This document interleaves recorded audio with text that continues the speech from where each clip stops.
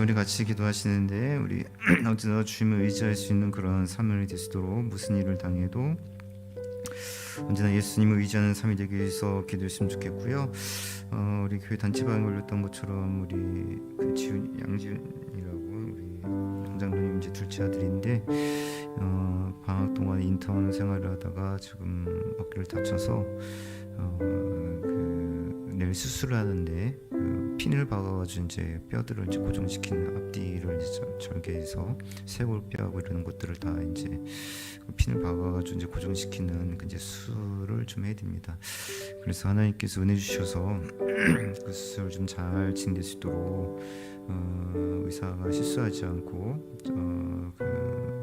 수술을 잘 하시도록 도와주시고 또 이제 9월달에 이제 개강을 해야 되는데 하나님께서 잘 빠르게 회복하시도록 도와주셔서 그 개강하는 데 있어서도 무리 없이 학업에 잘 진행될 수 있도록 유숙해 주셨으면 좋겠고 또 우리 예나가 이제 거의 많이 아문 것 같은데요. 다음 주 월요일날 또 이제 한 번 더 확인을 한다고 하는데 그때까지 완전하게 다 이렇게 안 물어서 잘 이렇게 치유받을 수 있는 그런 예나의 삶이 되기 위해서 기도해 주시고 우리 이기양 원사님과 또 우리 이영진 집사님 위해서 또 교회 모든 분들이 강건하고 평안할 수 있도록 위해서 같이 기도해 주셨으면 좋겠습니다. 언제나 예수님을 의지할 수 있도록 그리고 또 그렇게 아프신 분들을 위해서 우리 같이 합심으로 기도하도록 하겠습니다. 정말 주신 아버지 하나님을 들어주셔서 감사드립니다. 주께서 주님을 잡아주시고 오늘께서 보내주신 말씀을 주시고 부르시는 선생님 감사드립니다. 아버지 떨어지는 것이 떨어지는 것이 넣어주시고 도시남의 역사를 내리시는 것으로 오시는 쓰러지겠습니다. 오시옵소서. 우리가 이제 순간순간 살아갈 때마다 예수님을 의지하며 삶을 살수도록 인도하십시고 예수님의 오늘 시험을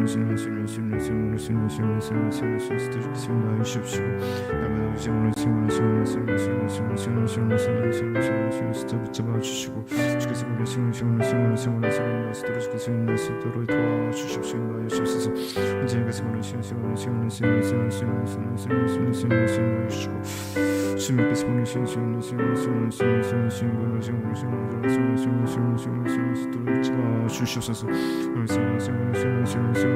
이제 그래서 주님께서 보내신 주시옵소서. 하나님 놀라우신 은혜를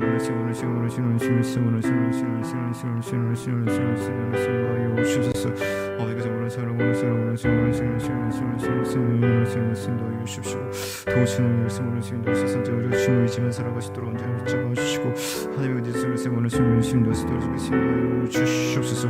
특별히 아버지 우리 지은 형제가 오셔서 아버지 이제 수술을 이제 받는 상황 가운데 있습니다. 아버지 하나님께서 보내시는 힘들을 잡아주시고 도와주시옵소서. 주시옵소서. 아버지께서 보내시는 잡아주시고 도우시는 잡아주시옵소서. 도우시는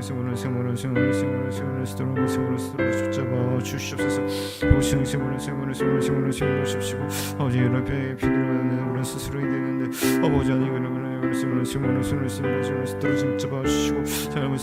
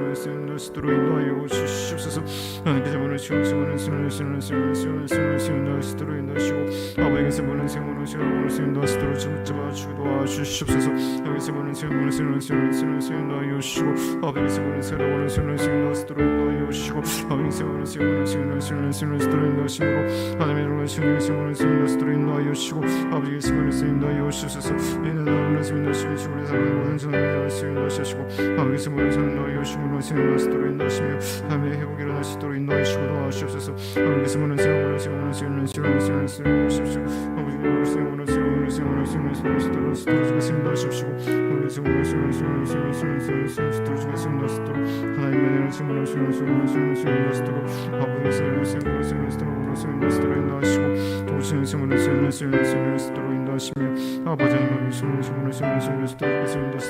하나님이 도시는 수도로 아버지 모르시면서 성하시나며 수도로 아버지 모르시면서 도와주시옵소서. 하나님, 언제나 우리 삶 가운데 은혜 베풀어 주심을 감사를 드립니다. 언제나 예수 그리스도가 나의 구원자가 되셨다는 것을 늘 기억하시도록 도와주시고, 그러게 언제나 주님을 의지하며 살아갈 수 있는 저희들의 삶이 되도록 도와주시옵소서. 내일 수술을 앞두고 있는 우리 지은 형제를 주님 붙들어 주시고, 수술 잘 받고 수술도 잘 끝날 수 있도록 집도하는 그 의사에게 지혜와 능력을 주시고, 그래서 빠르게 회복될 수 있도록 도와주시옵소서. 우리 사랑하는 예나도 잘 회복되게 해주시고, 우리 이기영 원사님도 잘 회복되게 해주시고, 우리 이영진 사님도 빠르게 회복이 되어져서 빨리 그 십자인 수술을 잘 받을 수 있도록 도와주시고, 그래서 우리 모든 교회 성도들 안에 참된 평안이 함께 하시도록 은혜를 베풀어 주시며, 우리 모든 성도들의 가정 안에서 하나님의 뜻이 온전히 회복될 수 있는 그런 모든 성도들의 가정 되시도록 은혜를 내려 주시옵소서. 오늘도 주의 말씀을 우리가 함께 배우고자 하는데, 말씀을 통해서 하나님의 뜻이 무엇인가를 잘 깨달을 수 있는 그런 시간 되게 하여 주시옵소서. 예수님의 이름으로 기도합니다. 아멘. 자, 우리 함께 보신 말씀을 누가복음 22장 31절에서 32절입니다.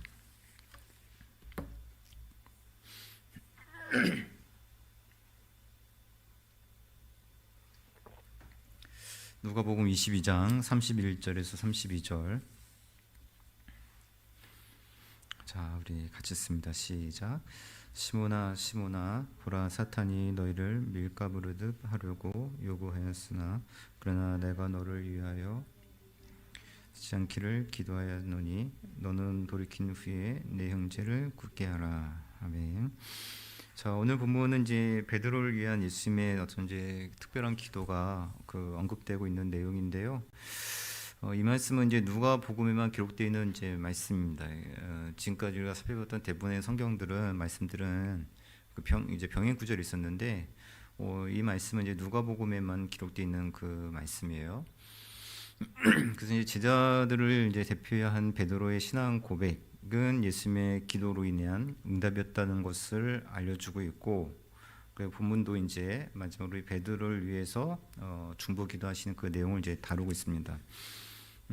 예수께서 이제 마지막 만찬 석상에서 모든 제자들이 이제 드는 가운데 특별히 이제 베드로에게 이 말씀을 이제 하시는 것을 볼 수가 있는데, 결국에는 이 기도가 베드로를 위한 기도이지만 그럼에도 불구하고 32절 보시면 너는 돌이킨 후에 내 형제들을 굳게 하라는 그 말씀이 있기 때문에 사실은 이제 모든 제자들을 위한 기도다라는 것을 우리가 이제 이해를 할 수 있겠죠. 그래서 베드로를 위한 이제 특별 기도이지만 제자들을 위한 특별 기도로 볼 수 있다라고 보여주고 있고요.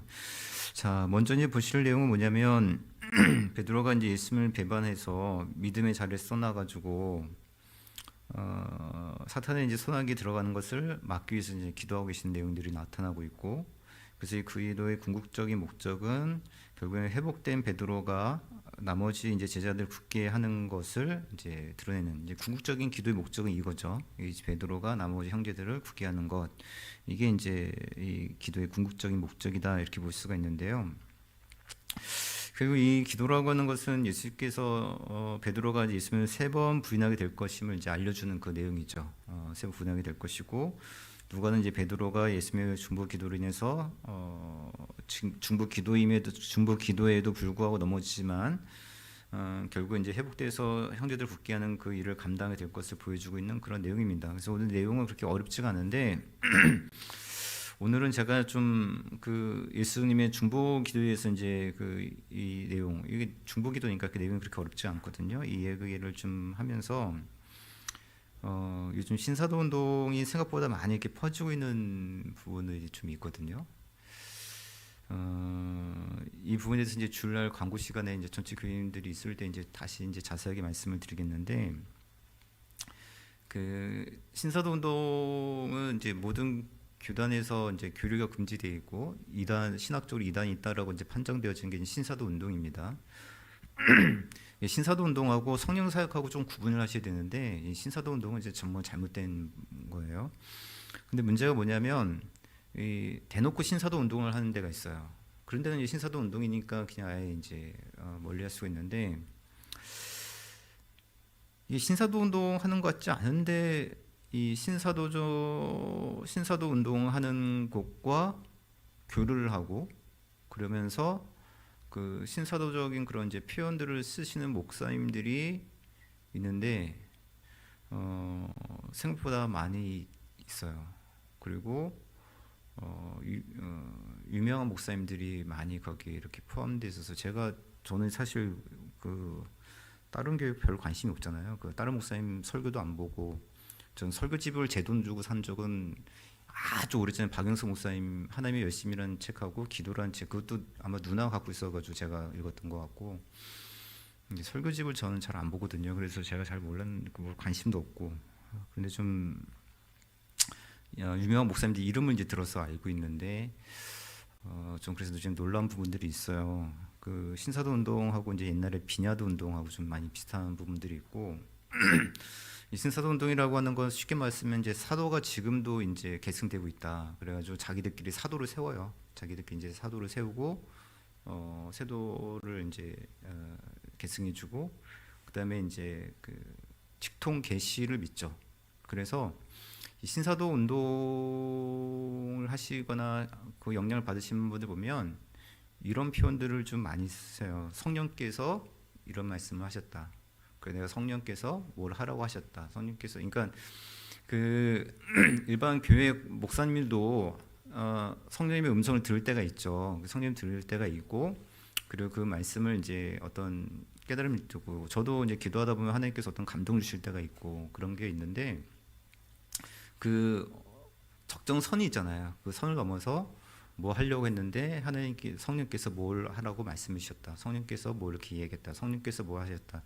이런 분들의 특징이 이제 그 신사도 운동 직통 계시를 이제 강조하기 때문에 근데 이제 지금은 그 신사도 운동 하는 사람들이 직통 계시란 말을 안 써요. 왜냐면 직통 계시란 말을 쓰면 쟤는 신사도 운동 하는구나라고 이게 걸리기 때문에 그 신사도 그 직통 계시란 말을 쓰지 않고 맨날 이렇게 성령께서 이게 음주 주셨다, 성령께서 뭘 주셨다, 성령께서 뭐 주셨다, 뭐 이제 이런 식으로 이제 표현을 이제 많이 하는 것이죠. 그 다음에 이제 여러 가지 이제 잘못된 교리들이 많이 있는데 일단 신사도 운동을 하시는 분들은 신학을 그렇게 강조하지 않습니다. 신학이 중요하지 않다. 성경 말씀이 중요하다라고 하면서 성경 말씀에 대해서 이제 강조를 많이 하려고 하고 일단 신학에 대해서 부정합니다. 이게 뭐 지금 신사도 운동 특강을 하는 것은 아니기 때문에 자세한 설명을 이제 드릴 필요 없는데 아무튼 신학이 중요한 게 아니라 성경에서 뭘 말하는가가 중요하다라고 이야기하면서 성경을 이제 자의적으로 해석을 해요. 이제 그런 부분들이 많고 특히 이제 어떤 것들을 표현을 많이 쓰냐면 그 잘못된 영이 들어온다 혹은 귀신이 들어온다라는 표현들을 많이 써요. 성도들도. 그래서 뭐 거짓된 영, 뭐 가난의 영, 뭐 비판의 영, 막 이런 표현들을 이제 많이 쓰기도 하고. 그 다음에 이제 그 귀신이 그 성도들의 마음속에도 귀신이 들어올 수 있다라고 이제 표현을 씁니다. 그리고 신사도 운동의 또 특징이 뭐냐면 이른 비와 늦은 비를 이제 표현을 자주 써요. 그 이른 비와 늦은 비는 이스라엘 기후를 이제 이야기를 하는 거고 성경에서 이른 비와 늦은 비는 뭘 드러내는 거냐면 그냥 이걸 외우세요. 그냥 하나님의 신실하심을 표현하는 겁니다. 그러니까 하나님께서 이른 비와 늦은 비를 주시지 않으면 이스라엘 농업을 지을 수 없거든요. 근데 하나님께서 항상 때에 맞게 이른 비와 늦은 비를 주셔가지고 농사를 짓도록 하시기 때문에 그것은 이른 비와 늦은 비가 상징하고 있는 것 그리고 표현할 때는 하나님의 신실하심을 우리가 의미할 때 이른 비와 늦은 비를 사용하는 거예요. 근데 이제 그 신사도 운동은 이제 이 이른 비와 늦은 비를 어떻게 표현하냐면 이른 비는 오순절 성령 강림 이게 이른 비 성령의 비 그래서 이른 비 그리고 늦은 비는 뭐냐면 지금 자기들이 하고 있는 신사도 운동 그래서 이게 늦은 비가 되는 거예요. 그래서 이 사람들은 이른 비와 늦은 비라는 표현을 이제 많이 쓰는데 이거 굉장히 잘못된 표현인 거죠. 그래서 유명한 사역자 리에나가 그 발표한 CCM 노래 중에 보면 가사에 이른 비와 늦은 비라는 표현이 있어요. 근데 이거를 이제 하나님의 신실하심이 아니라 성령의 비, 성령의 불길로 이것을 표현하고 있거든요. 이른 비와 늦은 비를. 이런 가사는 전형적인 신사도적 표현이라 이렇게 볼 수가 있어요. 그리고 그 사역자는 지금 신사도 운동하는 단체와 계속 교류를 하면서 집회를 가까이 하고 있거든요. 저희 교회랑 가까운 곳에 있는 교회예요. 저희 교회랑 가까운 곳에 있는 이제 교회고, 그 교회가 공식적으로 G12 사역을 하고 있습니다. G12 사역하고 있고, 이 G12는 합신하고 통합하고 그 저희 합동에서 이단성 있는 단체로 규정된 것이 G12예요. 저희 교회랑 아주 가까이 있다가 조금 멀리 이사 갔죠. 조금 멀리 이사를 갔는데, 이걸 이제 가끔 D12랑 이제 헷갈리는 분이 있는데, D12도 합신해서 교류 금지 판정을 받았습니다. 근데 이거 합동에서는 그냥 이단성이 없다라고 이제 판정이 됐는데, 이게 왜 이단성이 없다고 판정이 됐냐면 이게 정치적인 것 때문에 그래요. 지금 합동 교단에 있는 교회에서 시작된 거거든요. 이 D12라고 하는 게 두날개라고 하는데, 지금 한 7천 교회가 정도가 그 D12를 받아들인 걸로 알고 있어요. 그럼 저희 교단의 거의 반 이상이 지금 이 D12를 많이 한다는 거거든요. 근데 제법 큰 교회들도 이것을 하고 있어요. 만약 이거를 이단을 판정해 버리면 합동층 안에 대부분의 교회가 이단 판정을 받는 거예요. 그래서 이거를 약간 면죄부를 준 거죠. D12. 그러니까 G12하고 D12 거의 비슷해요. 근데 G12는 교류 금지가 됐고 D12는 교류 금지가 안 됐어. 이건 정치적인 것 때문에 그래요. 주보에 제가 셀라이프 청소년부 교제를 집필했다고 했는데, 그 셀라이프가 바로 이 두날개 청소년부 큐티책이거든요. 이거 이제 큐티 집필하면서 계속 뭐 잘못된 거 막 따박따박 지적하고 막 그거 이게 중간 연결해 주는 사람이 있었는데, 걔한테 막 따지고 이거 잘못됐다고 표현 막 따지다가 결국 잘렸어요, 제가.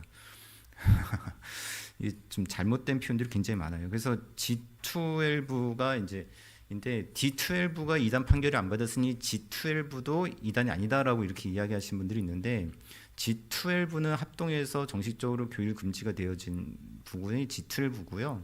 G12나 D12나 똑같잖아요. G12나 D12 그죠? 똑같잖아요. 그래서 이 G12는 이단으로 판정되어 있는 그런 부분입니다. 그리고 이제 이게 신사도 운동 그런 영향력이 있는데, 신사도 운동하고 이게 좀 코드가 또 맞는 거죠. 그래서 이제 신사도 운동이 주장하는 것들 마찬가지 중에 귀신이 들어오고 악한 영이 들어오기 때문에 그 귀신 추출 사역을 좀 많이 해요.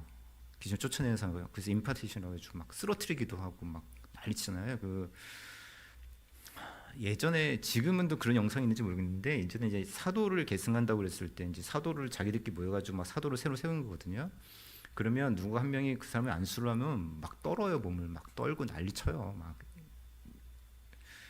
약간 퀘이커라고 좀 퀘이커 교도하고도 약간 이렇게 상통하고, 이게 이단들이 여러 가지가 이렇게 좀 절묘하게 이렇게 막 통합되어 있기 때문에, 형제교회, 퀘이커 교단 이런 것들이 다 이렇게 좀 얽혀 있기 때문에 이게 복잡한데, 아무튼 뭐 이제 그래서 이제 잘못된 영을 이제 추출하고 막 그런 것들을 이제 하는 거죠.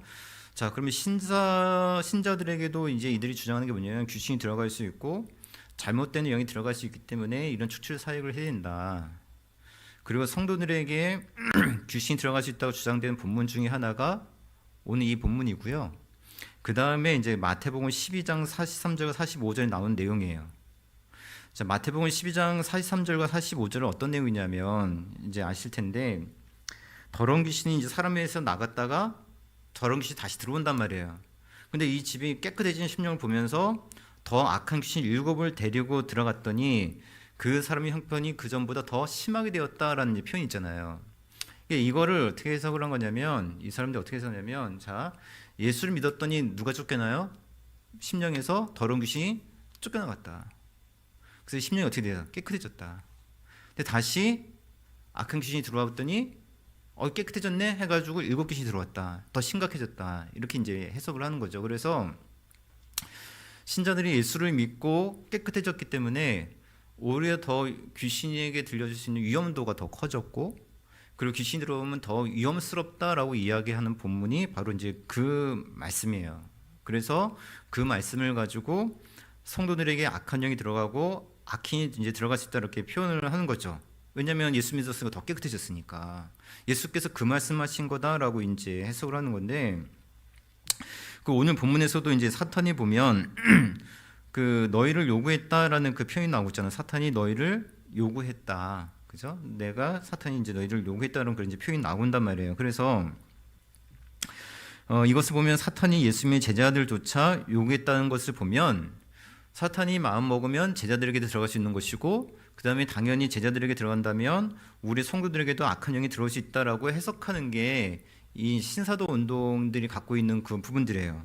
그리고 이제 예수께서 이제 마태복음 16장 보시면 내가 이제 죽을 것이다, 이제 예수님께 제자들이 이렇게 이야기를 하잖아요. 그 다음에 죽었다가 살만히 다시 부활할 거다라고 얘기했더니 베드로가 그렇게 되면 안 된다, 그런 일이 주님께서 일어날 수 없습니다라고 이제 막 얘기를 하잖아요.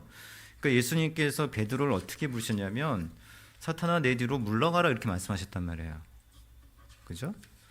그래서 예수께서 베드로 사탄을 부르셨고, 지금 예수 그 순간에 예수 그 베드로의 마음에 누가 들어왔다? 사탄이 들어왔다. 그 사탄이 그런 생각을 주고 그런 것을 주었다. 이게 이렇게 주장하는 게 누구의 주장이냐면 신사도 운동의 주장이에요. 이게 지금 우리가 들을 때 말도 안 되는 해석인데 그렇게 들었는데, 이분들이 말을 굉장히 언변이 좋잖아요. 거기서 이제 듣다 보면 또 그럴 것 같이 들려. 보세요. 제 친구도 저랑 같이 이제 그 청년부 시절을 이제 같이 신앙생활 했던 분인데 성락교회 다녀요. 엄청 열심히 다녀요. 거기 다니다가 성락교회로 가가지고. 그러면서 뭐 하면 다 귀신 탓이죠. 예, 뭐가 잘못되면 다 귀신 탓이고, 뭐가 잘못되면 귀신 탓이고, 공부 못하게 하는 귀신이 있고, 뭐가 못하는 귀신이, 이게 이런 본분 이렇게 앉아서 듣다 보면 거기에 이제 현혹되어지고 미혹되어지는 거거든요. 그래서 이 신사도 운동이 거짓된 영과 귀신이 들어오지 못하도록 해야 되고, 들어오면 이제 추출 사역을 해야 된다라고 이야기하는 게 이제 그 신사도 운동이에요. 오늘 본문 내용은 이제 간단하기 때문에 이 내용을 좀 많이 드리는 겁니다. 근데 이게 지금 신사도 운동이 저희 약간 좀 이번 주 아내가 얘기해 줘서 좀 알게 됐는데 너무 좀 충격을 좀 받아가지고 제가 이렇게까지 많이 깔려 있나 이런 이제 좀 충격 받아가지고 제가 좀 이 이야기를 좀 드리는 건데, 하지만 지금 마태복음 이제 12장 45절을 보면 제가 읽을 테니까 한번 들어보세요. 이에 가서 저보다 더 악한 귀신 7을 데리고 돌아가서 거하니 그 사람의 나중 형편이 전보다 더 심하게 되었느니라, 이렇게 돼 있어요. 그리고 어떻게 기록되냐면 이 악한 세대가 또한 이렇게 되리라, 이렇게 돼 있단 말이에요. 이 표현은 뭐냐면 예수를 믿었던 성도가 귀신이 들릴 수 있다, 그 사람 귀신이 들리면 더 심해진다는 뜻이 아니고, 앞뒤 문맥을 봤을 때 이 내용은 뭐냐면 이 세대에 대한 비판이에요, 예수님께서. 그래서 당시 종교 지도자들, 제사장, 바리새인들이 지도자로 있던 그 당시 세대에 예수께서 비유로 경고하신 거죠. 비유. 그러니까 얘들은 이게 세대주의의 영향도 있기 때문에, 세대주의는 뭐냐면 문자적 해석을 해요. 그러니까 예수님의 비유고 뭐고 상관없어, 그냥 문자로 해석을 해. 그러니까 여기서 뭐라고 했냐면 사람이라고 했어서 그 사람의 나중 형편이 이렇게 했으니까 이건 뭐냐? 사람에 대한 이야기다, 이렇게 해석을 하는 거예요. 이 세대주의는 이게 문자적 해석을 하기 때문에. 근데 문맥은 예수님께서 그러니까 비유로 말씀하시고 뭐고 필요가 없어요. 얘들은 이게 안 통해요. 그리고 늘 말씀드렸잖아요. 문자로 해석을 해야 될 건데 얘들 어떻게 해석한다고? 그때는 또 비유로 알레고리적하게 이렇게 해석을 하는 애들이 이제 이쪽 특성이거든요. 그래서 이 세대들이 결국에는 예수님을 받아들이고 믿지 않는다면, 그러니까 이 세대가 예수님을 받아들이지 않는다면 이 세대 가운데 누가 세워지지 않는 겁니까? 주인이 없어지는 거잖아요. 진정 예수님께서 이 땅의 구원자로 주인으로 이 땅에 오셨는데 그 주인을 받아들이지 않는다면 그 주인이 어떻게 된 겁니까? 비어진 세대가 될 터이니 이전보다 더 큰 어려움에 처하게 될 것이다라고 경고를 하신 거죠. 그럼 우리 같은 경우는 예수님이 누구를, 주님을 우리는 구원자로 주인으로서 받아들인 거잖아요. 이거하고 다른 경우잖아요. 그렇죠? 그리고 베드로를 사탄이라고 부른 것은 베드로에게 사탄이 들어갔기 때문이 아니에요.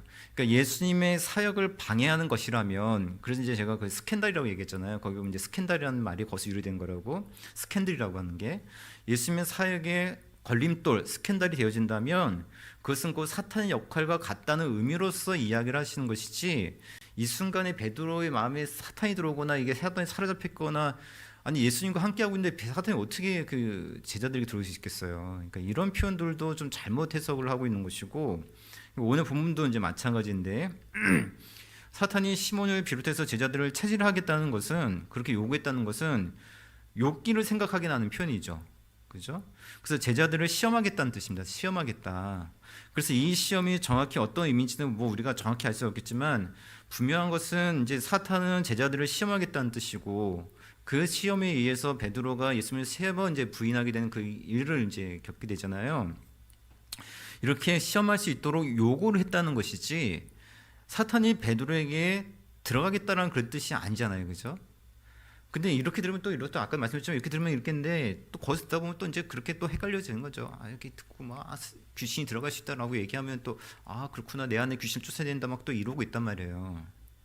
아무튼 오늘 본문은 베드로와 그리고 제자들 시험을 당하게 될 것에 대해서 예수님께서 중보기도하고 계신 것이라 이렇게 볼 수가 있는 것이고, 베드로는 예수께서 사로잡히시고 한 차례 넘어지죠. 한 차례 넘어져요. 그냥 말씀드린 것처럼 예수님을 3번 부인하는 결과를 낳게 됩니다. 하지만 예수님의 기도는 베드로가 넘어지지 않을 것을 위해서 기도하신 거죠. 그래서 믿음이 떨어지지 않고 다시 돌이킬 것을 기도하신 겁니다. 그리고 내 형제를 굳게 하라는 그 기도를 하신 것이고, 이러한 기도로 인해서 결국에는 베드로가 예수님을 시험하고 역시 이제 낙심했지만, 결국에는 그 닭울음 소리를 듣고 다시 조금씩 이제 회복하기 시작을 하잖아요. 그게 조금씩 이제 회복하면서 그게 이제 사도행전을 넘어가면 이제 180도 변한 모습이 나타났죠. 그래서 120문도 성령 강림이 일어날 때 그 120문도 함께 이제 기도했던 구심점이 됐다는 것을 볼 수가 있고, 베드로의 설교로 인해서 3,000명이 회개하고 주 예수를 영접하고 복음 사역의 핵심 인물이 됐던 것을 볼 수가 있어요. 그러니까 누가가 이러한 제자 사도들의 모습이 결국은 예수님의 기도를 통해서 이루어졌다는 것을 이제 알려주고 있고, 우리는 이제 서로를 위해서 이제 기도해야 된다라는 것을 우리에게 이제 알려주고 있는 부분입니다. 그런데 한 순간에 달라지는 것은 아니겠지만, 우리가 누군가를 위해서 계속해서 기도한다면 결국 그 사람이 결국엔 주님의 은혜 안에서 다시 회복될 것을 이제 보여주고 있다는 모습이고, 바울서신도 그렇잖아요. 바울서신도 보면 언제나 동역자들 위해서 기도해달라 그렇게 이야기하고 있는 것을 볼 수가 있잖아요. 이렇게 이제 기도 부탁하는 것도 이런 맥락에서 이루어지는 것이라는 것을 우리가 좀 잘 이제 생각을 해봐야 되는 것이고, 또 이런 생각을 좀 했습니다. 예전에 그 유상석 교수님이 지금 목사님이신데, 그때 이제 세미나 하시면서 그런 이야기를 좀 하셨거든요. 신학교를 위해서 기도하면서 그 교수들을 위해서 기도를 좀 해달라는 그런 이야기를 하셨어요. 왜냐하면 교수님들이 좋은 교수님들도 계시지만 여러 가지 자리 욕심이나 뭐 어떤 정치 때문에 올바르게 대처하지 못하는 그런 교수님들이 상당히 많거든요. 그래서 이제 유상석 교수님이, 원래 이분은 이제 강직하셨던 분이니까 뭐를 표현하냐면, 돈 매품 때문에 양심 팔아먹는 목사들, 교수들이 있다라고 이제 이야기를 하셨어요. 이런 신학교에서 사실 잘못 배워서 나온다면 좀 정말 좀 심각하겠구나. 제가 그랬잖아요. 저희 지금 노예한, 저도 이것 때문에 고민이 많거든요. 진짜 선배 목사님들한테 얘기를 해야 되나 그러면, 세대주의 지금 신학을 받으려서 지금 휴가가 있다고 이제 이야기하는 그런 목사님들이 많다고, 지금 그쪽에 있다고, 이걸 좀 얘기를 해야 되나 이제 그런 생각을 좀 하고 있는데, 아무튼간에 신학을 제대로 배우지 못하면 문제가 심각해지는 것 같아요.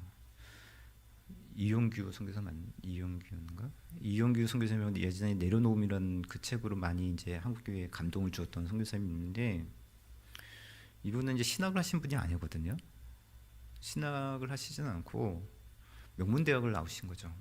서울대학을 나오시고 하버드 대학 나오시고 그걸 포기하시고 그 선교사로 이제 나가신 건데, 그러니까 이런 분들 보면 그 삶은 참 멋있단 말이에요. 삶은 참 좋단 말이에요. 근데 이분이 이제 신사도 운동을 하시거든요. 그 지역을 먹는 귀신이 있기 때문에 그 지역을 먹는 귀신을 쫓아내기 위해서 뭐 땅밟기를 해야 되고 막 이런 이야기를 해요. 성경에서 지난주에 제가 귀신이라고 하는 실제는 있다라고 이제 말씀을 드렸고, 왜냐하면 성경에 기록되어 있기 때문에 있죠. 실질적인 존재가 있고, 그리고 그 당시에 빌립의 사역에서 귀신이 추출되어지는 그 사건이 일어났던 것을 우리가 알 수가 있잖아요. 그런데 그 성경에서 보면 그 성을 묶고 있는 그 지역을 묶고 있는 귀신이라는 표현들은 없잖아요. 그렇죠? 근데 이분은 지역을 묶고 있는 귀신이 있다. 그래서 그 지역을 묶는 귀신을 쫓아내기 위해서 땅밟기를 하고 뭘 하고 있고 귀주 추 사역을 이제 막 하고 계시거든요. 예전에 그 김용희 선교사라고 있었는데 그분도 젊은 사람들이 굉장히 좋아했던 아주 선교사님이에요. 이분도 신앙을 안 했어요. 이분도 신앙을 안 하고 선교사는 아니에요. 사실 정식적으로 어디서 파송받은 것도 없고 아무것도 아니기 때문에 지금 그냥 김용희 집사라고 불러야 된다라고 이야기하는데 본인은 계속 김용희 선교사라고 자기 스스로 이제 이야기를 하고 있죠. 이분도 신학은 필요 없다라고 얘기하시는 분이에요. 신학은 필요 없다 이렇게 얘기하시는 분이고, 이분도 이제 신사도적인 운동을 지금 막 적극 펼치고 있거든요. 대부분 신사도 운동을 하시는 분들은 신학에 대해서 별로 강조하지 않아요. 성경이다 얘기하는데 성경을 말씀드린 것처럼 이제 자의적으로 해석하고 자기 이제 편대로 이제 해석을 하고, 정확하게 성경이 어떤 문장으로 되어 있고 어떻게 되는지 연구를 잘 하지 않고요. 주로 간증이나 체험이 많아요.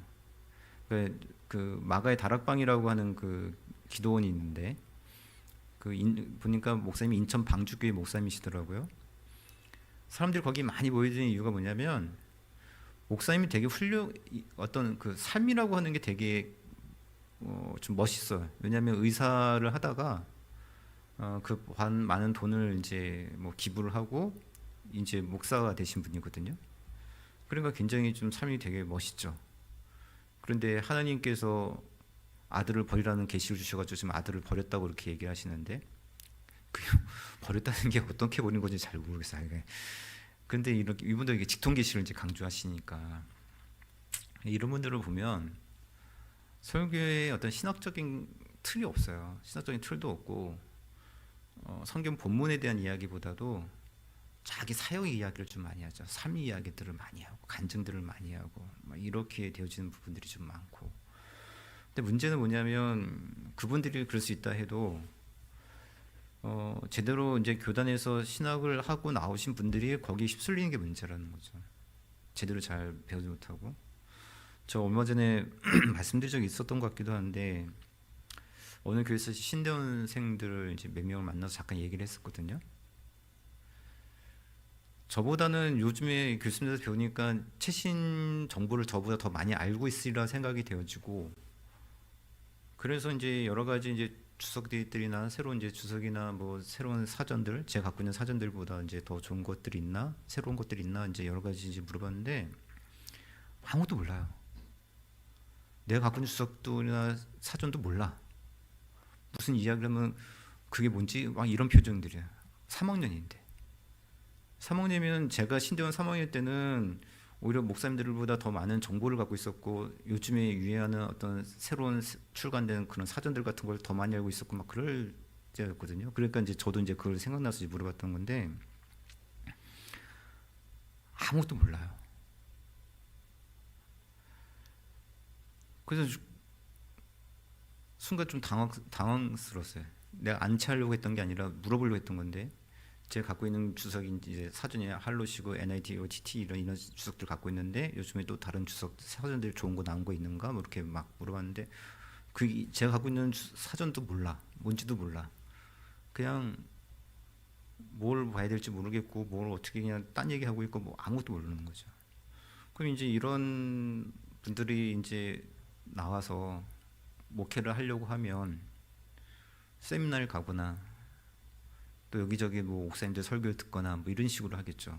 제 같이 있던 부목사님도 보면 설교 준비를 어떻게 하냐면 설교집 보고 설교를 준비하거든요. 설교집을 가지고 설교를 준비해요.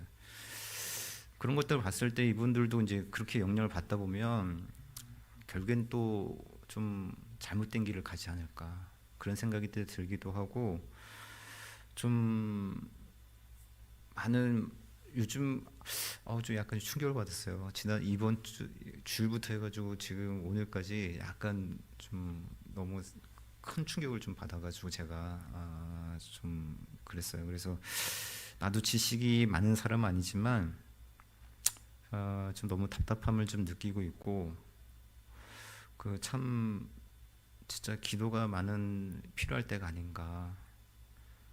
그 사실 저도 뭐 많은 것을 분별할 수 있는 사람은 아니지만 그래도 목회자가 좀 분별할 수 있도록 노력을 하고 같이 그러면서 분별해 나가면서 같이 이제 길을 찾아 나가는 게 우리의 목적인데 목회자들이 이렇게 분별하지 못하게 된다면 과연 한국 교회가 좀 어떻게 될 것인가라는 생각들 좀 걱정이 되기도 했고 말씀드린 것처럼 인터컵은 2단입니다. 인터컵은 2단으로 이제 모든 교단에서 다 2단을 판정 내렸어요.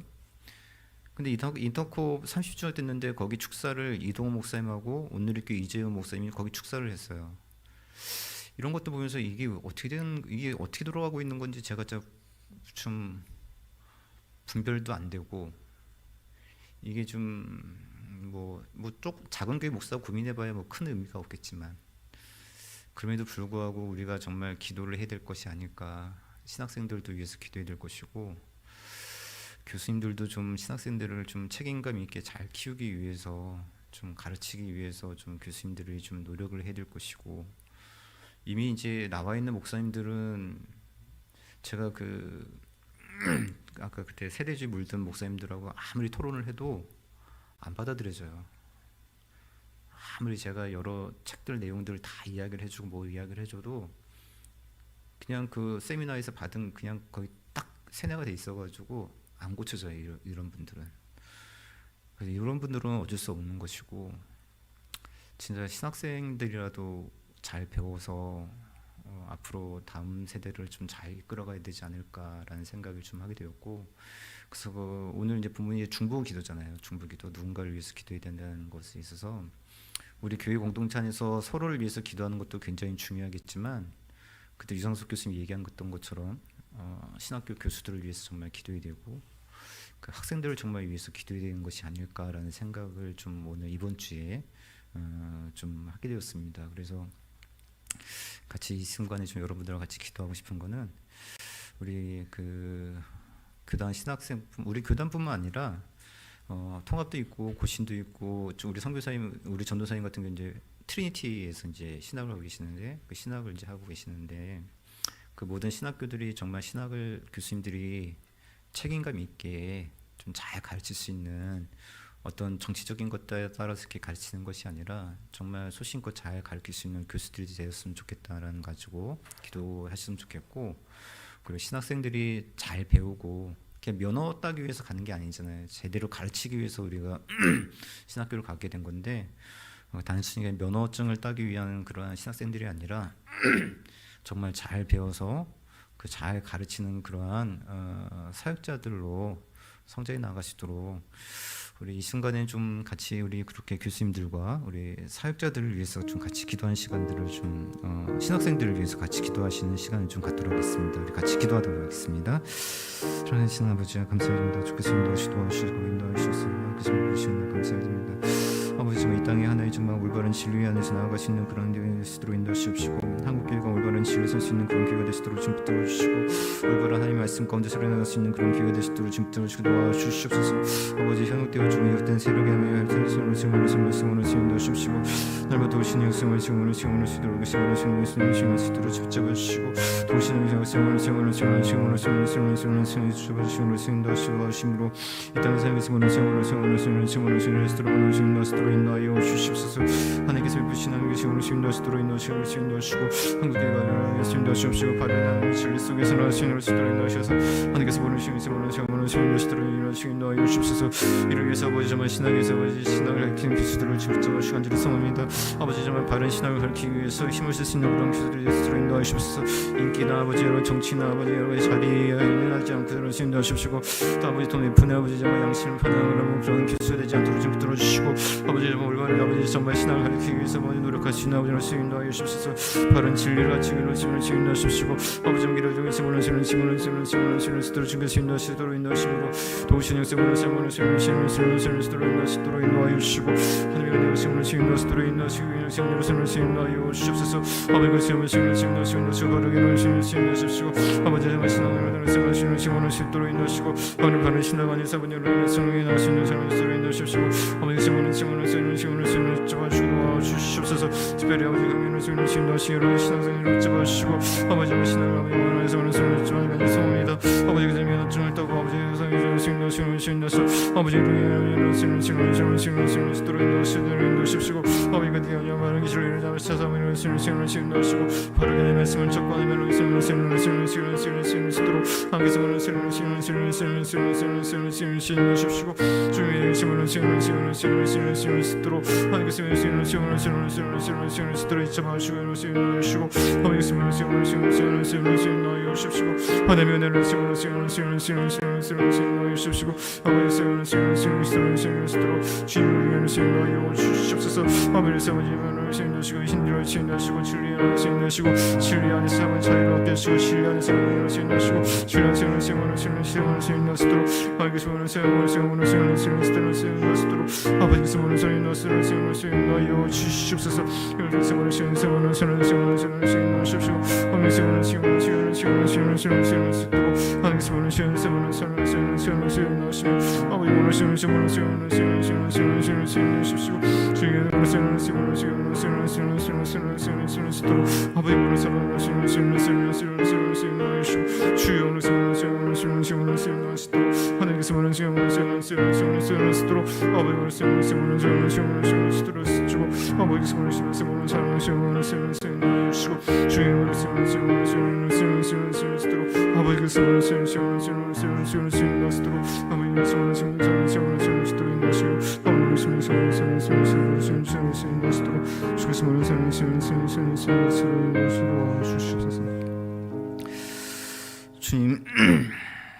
주님께서 베드로를 위해서 기도하셨기에 베드로 잠시 시험에 들었지만 결국에 믿음이 회복되어지고, 그래서 정말 여러 형제들을 굳게 세워졌던 그런 사역자로 성전에 나갔던 것을 저희들이 알고 있습니다. 베드로가 그런 귀한 사도가 되었던 것은 오직 예수님의 기도 때문이었다는 것을 저희들이 깨닫습니다. 그러게 저희들도 교회 안에서 서로를 위한 기도를 멈추지 않고 서로가 함께 하나님의 뜻을 향해 나아갈 수 있는 그런 공동체가 되기 위해서 늘 기도할 수 있는 그런 교회가 될 수 있도록 도와주시고, 그래서 정말 주님의 기도를 통해서 우리 서로를 위한 기도를 통해서 때로는 낙심하고 또 때로는 낙심한다 할지라도 다시 일어서서 주님 앞에서 성전에 나아갈 수 있는 그런 귀한 성도들이 될 수 있도록 은혜를 내려 주시옵소서. 특별히 교회 저희 신학교를 비롯해서 여러 교단의 건전한 신학교를 축복하여 주시고, 그곳에서 열심히 가르치시는 교수들을 주님께서 마음 가운데 은혜를 주셔서 바른 진리를 가르치기 위해 힘을 쓸 수 있는 그런 교수들이 될 수 있도록 주님 도와주시고, 또 교단에서 이루어지고 있는 또 세상에 의해서 잘못된 길을 갖고 있는 것에 대해서 담대하게 지적할 수 있는, 잘못된 것은 잘못됐다라고 이야기할 수 있는 그런 용기 있는 교수들이 될 수 있도록 도와주시옵소서. 교단의 눈치를 보면서 침묵하거나 잘못된 것에 대해서 동조하는 것이 아니라 올바르게 하나님의 진리를 가르치고 전파할 수 있는 그러한 교수들이 될수록 도와주시고, 그런 교수님들 밑에서 신학생들이 잘 배워서 바르게 하나님 말씀을 가르칠 수 있는 그런 귀하고 신실한 사역자들이 될수록 도와주시고, 그래서 한국교회의 미래가 더욱더 밝아지고 건강해지고 건전해질 수 있는 그런 한국교회들이 될 수 있도록 도와주시옵소서. 잘못된 가르침이나 헛된 가르침이나 허황된 것에 빠져있고 신학을 무시하고 진리를 무시하고 많은 것들을 무시하고 자의적으로 성경을 해석해 나가고 있는 많은 사역자들을 하나님께서 그들의 마음을 붙들어 주셔서 다시 온전하고 건전하게 말씀을 살필 수 있는 지혜들을 허락해 주시고 다시 그 주님의 건전한 신학 안에서 건강하고 바른 그런 교리 안에서 성경을 잘 해석하고 또 말씀을 증거할 수 있는 목회자들로 다시 세워주시도록 하나님께서 은혜를 주시고 하나님께서 그들을 변화시켜 주시고 그래서 하나님의 뜻 가운데 나아갈 수 있는 귀한 삶들이 되시도록 은혜를 내려 주시옵소서. 언제나 주님께서 우리와 함께 하심을 감사를 드리며 모든 말씀 예수님의 이름으로 기도합니다. 아멘.